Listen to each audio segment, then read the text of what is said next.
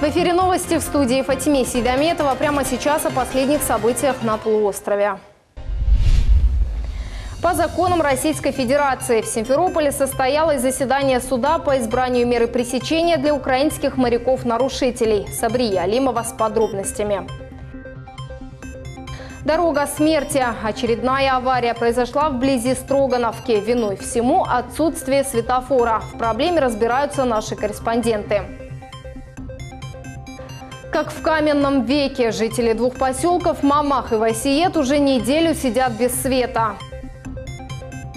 Акция, которая объединила регионы России. Полотно победы в Симферополе. Об этих и других новостях прямо сейчас в нашем выпуске.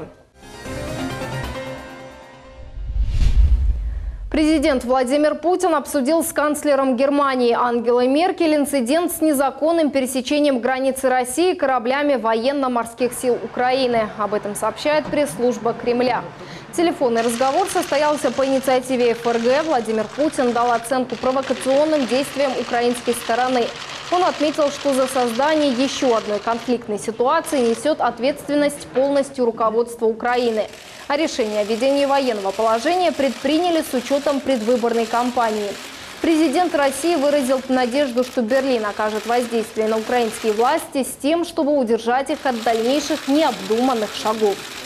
Невменяемым назвал глава Крыма Сергей Аксенов указ Петра Порошенко о введении военного положения на Украине. Так он прокомментировал на своей странице в Facebook итоги вчерашнего заседания Верховной Рады Украины. Аксенов отметил провокации со стороны Киева то, чем Крым живет последние 4,5 года. Никому не позволено нарушать границу нашего государства, за это будет соответствующее наказание. Глава республики также подчеркнул, что все 24 задержанных моряка должны поставить свечку за здравие российских пограничников, которые сохранили им жизни. Напомним, накануне депутаты Верховной Рады поддержали указ украинского президента Петра Порошенко о введении военного положения в стране. Правда, не на 60 дней, как сообщалось ранее, а на 30, якобы для того, чтобы не переносить сроки президентских выборов на Украине. Именно желанием Порошенко продлить срок своих полномочий в Крыму объясняют провокацию украинских военных в Керченском проливе. Акт агрессии в сторону России, получить либо очередной транш от тех западных институций, в зависимости от которых находятся сегодня киевские власти. Это возможный в случае достижения истинного замысла провокация военного столкновения, получить прямой билет в НАТО. Возможность сохранения для господина Порошенко статуса кво еще как минимум год, минуя выборы. Тем временем информагентство РИА Новости опубликовало видео так называемого приема «Навал», который совершил российский сторожевой корабль против украинского судна «Яна Капу» в Черном море. В видеоматериале четко видно, как экипажи украинских судов не реагировали на требования пограничников остановиться и совершали опасные маневры, тем самым провоцируя конфликтную ситуацию. ФСБ уже опубликовала видео с признанием о провокации задержанных моряков. На вопросы сотрудников службы безопасности отвечают старший лейтенант Андрей Драч, матрос Сергей Цибезов и капитан 3-го ранга Владимир Лесовой. Моряки сообщили, что погранслужба ФСБ России их предупреждала о нарушении госграницы, однако, по словам Лесового, они сознательно проигнорировали запросы по остановке. Запросы по остановке по УКВ радиостанции игнорировал сознательно. На момент перехода на борту находилось стрелковое оружие, а также пулеметы ДШК с боекомплектами. Осознавал, что действия группировки кораблей военно-морских сил Украины в Керченском проливе носят провокационный характер. Я, как должностной Лесовой, выполнял приказ и планировал осуществить переброску группировки кораблей из порта Одесса в порт Мариуполь. 23 числа получил задачу следовать маршрутом Одесса-Мариуполь через Керченскую протоку. В пути исследования до города Мариуполь через Керченскую протоку мы зашли в территориальные воды Российской Федерации, где нас предупреждала береговая охрана Российской Федерации, что мы нарушаем законодательство Российской Федерации. Неоднократно нам говорили, чтобы мы покинули территориальные воды Российской Федерации. При остановке на якорную стоянку береговая охрана предупредила еще раз нас, что нужно покинуть территориальные воды Российской Федерации, выйти в 12-мильную зону и ожидать дальнейших решений по нашего прохождения через Керченскую протоку. Сегодня в Киевском районном суде Симферополя состоялось заседание по избранию меры пресечения для украинских моряков. 12 обвиняемых доставили из Керчи в столицу. Адвокаты защищали моряков по законодательству России.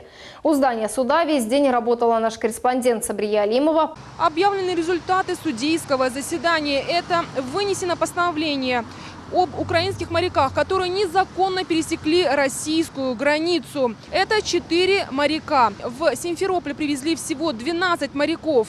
Всего нарушителей 24 человека. 3 из них сейчас находятся в Керченской больнице. Их состояние оценивается как удовлетворительное. С обвиняемыми в зале суда сегодня встретилась крымский омбудсмен Людмила Лубина. Она пообщалась с журналистами и рассказала о состоянии здоровья подсудимых. Кости целые, сухожилия, все нормально. Я думаю, дня 3-4, и они будут уже выписаны. А почему только половину, а не всех? Ну, наверное, меры безопасности, и очень тяжело. Вы представьте, сколько конвоя надо, чтобы привезти такое количество человек. Тем более, что по процессу ничего не нарушается. Меру пресечения должны избрать в течение 3 суток.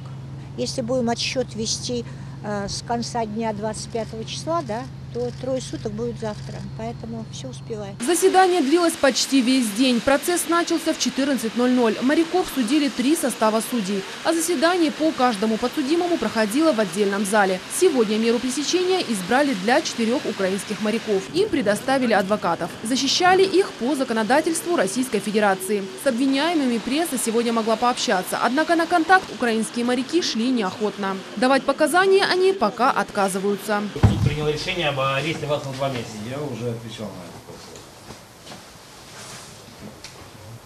Сегодня мы присутствовали на суде одного из подсудимых, гражданина Украины Юрия Будзыла. Ему, как и другим обвиняемым, уже избрана мера пресечения. Они взяты под стражу в Симферопольское СИЗО номер 1 до 25 января 2019 года.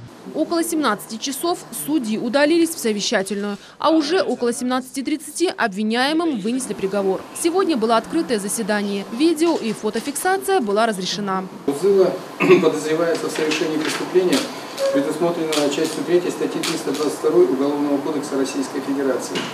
Прокурор в судебном заседании ходатайство следователя поддержал, пояснил, что подозреваемому не может быть избрана иная мера пресечения с учетом его личности, тяжести преступления, а также его общественной опасности. Заслушав участников процесса и исследовав представленные материалы, суд считает, что ходатайство об избрании меры пресечения в виде заключения под стражу Будзыка обоснованный, подлежит удовлетворению. Напомним, украинские моряки были задержаны 25 ноября за незаконное пересечение российской границы, а также опасное маневрирование в Азовском море. Суд еще не окончен. Меру пресечения для командного состава задержанных в Черном море украинских кораблей будут рассматривать завтра. Мы следим за ситуацией. Из Киевского районного суда Сабрия Алимова и Виталий Голубев. Телеканал Миллет.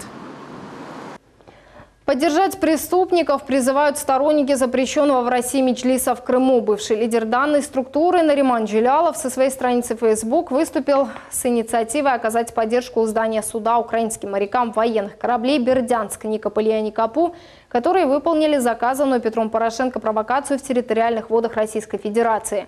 Заместитель генерального директора украинского канала АТР Айдер Муждабаев на своей странице Facebook заявил о некой поддержке моряков со стороны крымских татар. Однако у Киевского суда Симферополя собралось всего 3 человека, включая самого Джилялова. Таким образом, совершенно очевидно, что данные силы не пользуются среди крымских татар никакой поддержкой. В Республике Крым им не удастся создавать информационные поводы с целью политического торга. Многие крымско-татарские общественники уже отметили, 3 человека, выполняющие заказы зарубежных структур, не могут выступать от имени всего народа. Представители всех этносов и всех конфессий имеют равные права в Крыму. Об этом заявил депутат Госдумы Руслан Бальбек, выступая на Генассамблее ООН в Женеве. Парламентарий рассказал присутствующим о том, что делается в России, в республике для создания равных возможностей для развития всех национальностей. Особое внимание Руслан Бальбек уделил межконфессиональной ситуации в Крыму. Он подчеркнул, что с 2014 года многие культовые сооружения вернулись религиозным общинам. Так, Симферополь Севастопольский краим снова проводят свои молебны в древней Киносе, севастопольские католики могут молиться в возвращенном им костеле. Такие дервиши в Евпатории вернулась мусульманам Космодемьяновский монастырь в православной общине. Депутат отметил, что все мусульманские культовые сооружения также переводятся в собственность муфтията. Были после 2014 года легализованы все мечети, чего не было сделано до 2014 года. И отсутствие правоустанавливающих документов позволяло религиозным экстремистским организациям бороться за контроль над культовыми объектами с целью распространения своей экстремистской идеологии. После 2014 года, после их легализации и передачи централизованной религиозной мусульманской организации, эта активность прекратилась. Глава республики Сергей Аксенов принял участие в учредительном собрании Всероссийского казачьего общества. Мероприятие состоялось в Москве в храме Христа Спасителя, сообщает пресс-служба главы Крыма. В собрании приняли участие порядка 500 делегатов из всех реестровых казачьих войск, которые единогласно проголосовали за создание общества, а также утвердили его устав и структуру. Сергей Аксенов отметил, что казаки испокон веков являются опорой государства российского. По его словам, в республике немало делается для развития казачества, возрождения казачьего духа, культуры, уклада жизни. Жуткая авария произошла сегодня на Ялтинской объездной в районе села Строгановка. На спуске в сторону улицы Гурзувской водитель БМВ не справился с управлением и, выехав на встречную полосу, столкнулся с «Газелью» и зацепил «Хюндай». В этот раз погибших нет. Жители села Строгановка к авариям на объездной давно привыкли. На опасном участке дороги они требуют установить светофор и поменять дорожную разметку. Подробнее в сюжете Сабрии Алимовой. Эта авария произошла сегодня утром. Погибших, к счастью, нет. Пострадал только водитель БМВ. Хорошо, что ДТП случилось по ту сторону горки, говорят жители Строгановки, на спуске к Гурзувской. Если бы ближе к поселку, жертв избежать бы не удалось. Ведь дорогу здесь часто пересекают пешеходы. Как русская рулетка. Выехал, не выйдешь. Успеешь, не успеешь. Завернешь, не завернешь. Пробки, аварии, столкновения, раны и увечья. Этот участок дороги водители называют перекрестком смерти. Интернет пестрит фотографиями и видео ДТП, которые из месяца в месяц, из года в год происходят здесь. Зачастую с летальным исходом. Водители возмущены. Светофора нет, полоса разгона для тех, кто выезжает с поселка налево, отсутствует. Сразу ты должен выходить на вторую полосу, левый ряд на скоростной. Это как вариант очень опасно, потому что здесь машины движутся, смотрите, какой скоростью. Все равно 60-70 тонн, а я должен выйти на этот скоростной левый ряд. Полосы разгона нету. Это самое такое. Здесь просто и разметка напрашивается правильная, и светофор обязателен. Эшреф Сабитов рассказывает, из-за отсутствия светофора здесь к тому же создается огромная пробка. Чтобы пропустить одного пешехода, образуется настоящий транспортный коллапс местного масштаба. А я еду, большой грузный автомобиль, он же не будет ехать 20 км в час или 10 км в час все время, думая, сейчас там выскочит или машина, или будет выходить пешеход, или ребенок будет перебегать дорогу и экстренно тормозить. А так, если он увидит, что вот у меня, например, есть там 20-30 секунд запаса, я спокойно проскакиваю перекресток и иду, не останавливаясь. Многочисленные обращения от жителей Строгановки наконец услышали власти. Специалисты службы автомобильных дорог республики Крым уверяют, проблема находится на контроле и будет решаться. Вопрос находится на контроле. Значит, дали поручение подрядной организации «Крымавтодор» закупить материалы и установить данный светофор. Соответственно, значит, план выполнения работы – это декабрь текущего года. Ну а пока жителям Строгановки остается лишь бдительно смотреть по сторонам. Ведь невнимание на данном участке дороги может стоить им жизни. Сабрия Алимова, Айша Шулакова, Дмитрий Низовой, телеканал «Миллет». И это еще не все проблемы села Строгановка. Жители двух микрорайонов Мамах и Васиет остались без электроэнергии. Порядка 10 тысяч человек регулярно вынуждены разводить костер и готовить пищу на огне. Впрочем, в администрации Симферопольского района обещают в ближайшие дни решить эту проблему. В ситуации разбирались наши корреспонденты. Просто со светом играются. Если 2 часа нет света, час дают, 10 минут дают, полчаса не дают. Это что такое? Таких энергообиженных в Строгановке 10 тысяч человек. Жители негодуют. Проблема со светом повторяется из года в год. уголь, дрова и автомобильные аккумуляторы. Жители двух микрорайонов Мамак и Васиет кто как может справляются с отсутствием электроэнергии. Дилявер Дитанов рассказывает, район не газифицирован. Все на электричестве. И тепло в домах, и еда на плите. А так как света зимой зачастую не бывает, жители приспособили под бытовые нужды автомобильные аккумуляторы. Ну вот мы сейчас в данный момент спасаемся вот такими вот приборами, преобразователями напряжения. Снимаем с машин аккумуляторы и вынуждены отапливать помещение вот такими вот приборами. Из-за перепадов электроэнергии в прошлом году уже сгорел не один трансформатор. Жители уверены, проблема со светом вполне решаема. Нужно только внимательно поработать энергетикам. Они должны какую-то профилактическую работу проводить, перераспределять мощности. Поэтому и не будет этого. На сегодняшний день ведутся работы по строительству новой кабельной линии от Кубанской распределительной станции до Каменского массива. Это позволит обеспечить качественным электроснабжением ряд микрорайонов, в том числе и Каменку. Данные работы будут продолжены еще на этой неделе, прогнозно до четверга. После завершения данных работ в микрорайонах Васиет и Мамах отключение электричества прекратится. Новая кабельная линия разгрузит не только трансформатор Строгановки, но и городские подстанции. Ждать осталось недолго. Журналисты Хаберлер будут следить за ходом работ. Сабрия Алимова, Дмитрий Низовой, телеканал Миллет. Черноморский район Евпатории и Саки попросили исключить их из эксперимента по взиманию курортного сбора. Об этом сообщил председатель комитета Государственного совета по санаторно-курортному комплексу и туризму Алексей Черняк. Причина – опасения не справиться с поставленной задачей. Теперь в этом проекте участвуют только 4 курортных города полуострова. Это Алушта, Ялта, Судак и Феодосия. Напомним, президент России Владимир Путин поручил осенью 2016-го внести в российское законодательство изменения, предусматривающие введение курортного сбора, доходы от которого могут быть направлены на развитие санаторно-курортного комплекса страны. Соответствующий закон депутаты Государственной Думы приняли в июле 2017 года. Национально-культурным автономиям Крыма необходимо участвовать в совещаниях ОБСЕ по правам человека и максимально доносить реальную картину происходящего на полуострове. Такое мнение высказали общественники, которым удалось в сентябре выступить на международной площадке. Сегодня в Крымском федеральном университете они рассказали представителям национальных объединений о своем участии, о подготовке к заседанию и как пройти регистрацию. У нас потенциал очень большой в национальных объединениях Крыма. И этот потенциал надо его использовать максимально для того, чтобы можно было на международных площадках доносить истинную правду о Крыме и истинную проблему для крымчан, которые существуют со стороны международных организаций, международных в том числе организаций. На внешних площадках мы плохо представлены. И в частности, я могу сказать, очень не хватало на площадке ОБСЕ крымских татар, да, из Крыма, общественников, которые реально сказали бы, как реально сложилась ситуация, значит, с крымским татарским народом после воссоединения с Россией. Объективно.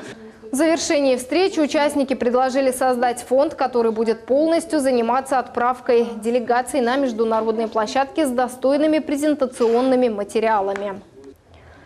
Акция «Полотно Победы» объединила участников из разных регионов России, даже из Беларуси. За несколько дней студенты посетили 20 городов, где возложили цветы к памятникам Великой Отечественной войны и почтили память героев.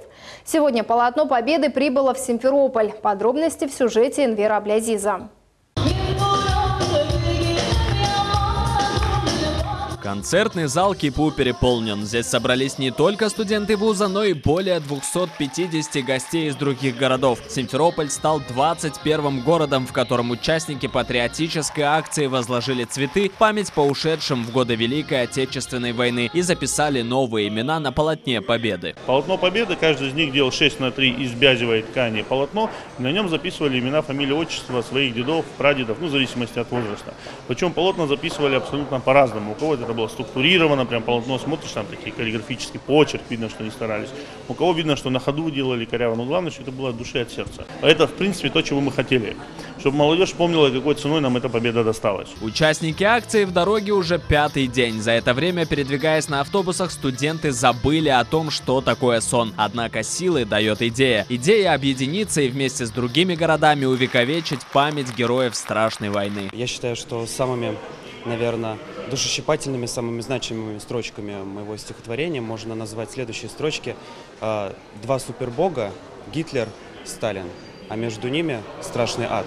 Почему именно эти строчки? Потому что эти строчки показывают нам то, что люди своими действиями порой они приводят к таким катастрофическим последствиям, гибельным не только для их народа, но и для всего человечества, которое потом очень трудно исправить. Московский педагогический государственный университет, откуда и прибыло большинство ребят, уже не первый год сотрудничает с КИПУ. Вузы проводят общие мероприятия и обмениваются опытом. Так, 50 наших студентов в прошлом году на протяжении 10 дней участвовали в Московском форуме. Неспроста, наверное, площадка КИПУ стала местом заключительного концерта. Мы вспоминаем о боевой славе и народов Крыма, в том числе и крымских татар, потому что крымские татары, как и все народы Советского Союза в свое время, были участниками Великой Отечественной войны. Гости из разных республик отметили заинтересованность крымской и, в частности, крымско-татарской молодежи в проекте. Завершающим 22-м пунктом, в котором пройдет акция «Полотно Победы», станет город-герой Севастополь. Энвер Аблезис, Магомед Нестуров, телеканал Миллет.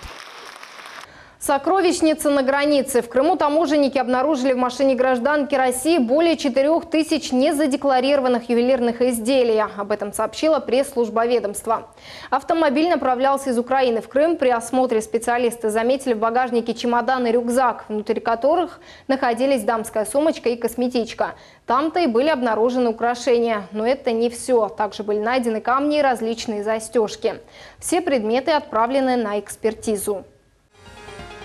Это были все новости на сегодня. Всего доброго.